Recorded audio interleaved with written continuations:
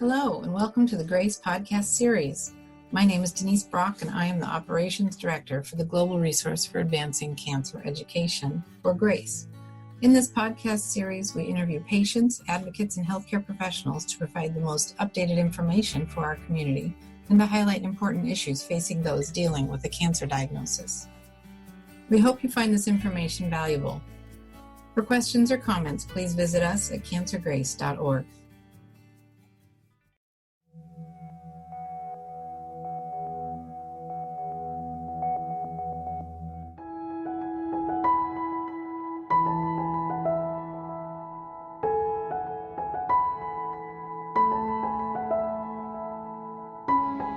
So I think an important topic in lung cancer management is lung cancer about 40% of the time on average when metastatic can go to the brain. And I think looking at are there alternatives to radiation for patients with brain metastases is a critically important question. And I think the answer is clearly yes, but it depends on a couple of situations. So there are certain patients who have metastatic non-small cell lung cancer that have special mutations that act as an on switch that really drive the cancer. And for some of these, we have excellent drugs that can shut off that switch that do very well getting across what we call the blood-brain barrier, where not all drugs penetrate efficiently.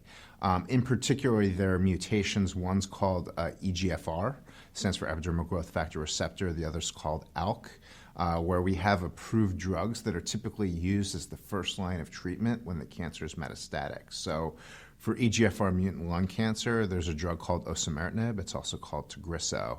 And it was approved based on a clinical trial called the FLORA trial, where patients were randomized to receive osimertinib versus earlier generation EGFR drugs that don't cross the blood-brain barrier quite as well. One's called Johathan, the other is called Alkaline. And patients could go on the trial if they had untreated brain metastases, provided they were asymptomatic.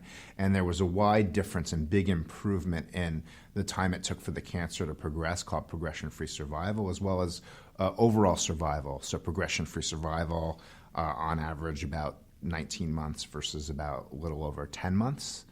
With the benefit being to osimertinib, Tagrisso, and overall survival by about 6 to 7 months improvement. And like I said, these included patients who had brain metastases that were not treated with radiation, but that were not symptomatic. And patients can have tumors shrink in the brain as well. There's another drug for alkaline cancer called alectinib and one called brigatinib that are also can be used as first-line treatment for alkaline cancer. Also very good at crossing the blood-brain barrier.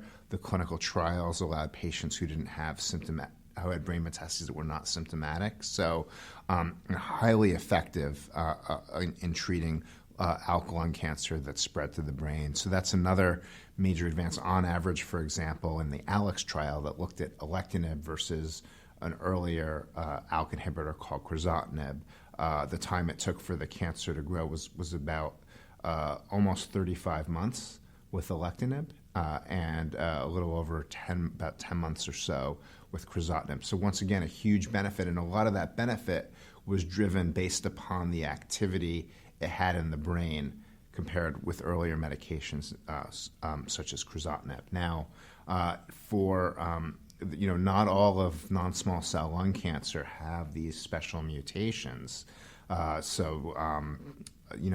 Oftentimes patients are also treated with chemotherapy and immunotherapy, and there are chemotherapy drugs such as pemetrexed, for example, that can go and have some brain activity as well.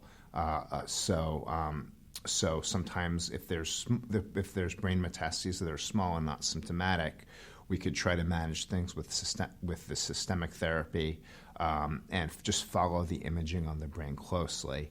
Now, of course, we typically still often involve our radiation oncologist, and if brain metastases are symptomatic, We often, in certain situations, are pressed to treat with radiation. In those situations where there's a limited number of brain metastases, we often favor stereotactic radiosurgery approaches rather than whole brain radiation.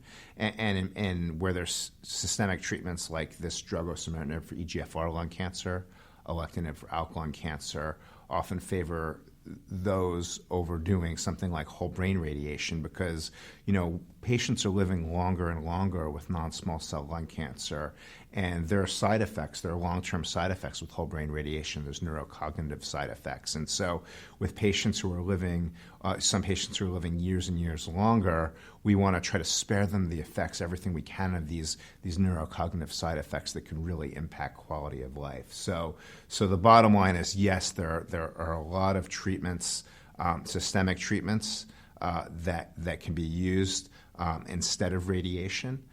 It depends, like I said, on the special type of, what you choose, depends on sometimes the molecular status of the cancer.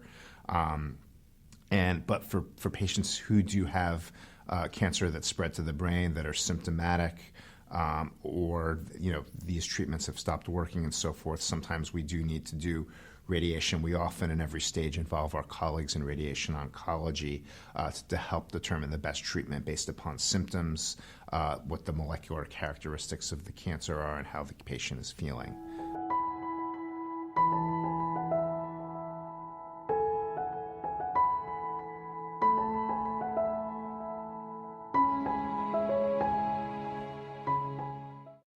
Thank you again for joining us. This podcast was made possible by the generosity of sponsorship from our friends at Lilly, Novartis, Takeda, AstraZeneca, and Exelixis. Please like and follow us on Facebook and Twitter. Send us feedback, share your story, donate and visit us for more information at cancergrace.org. Thank you for listening.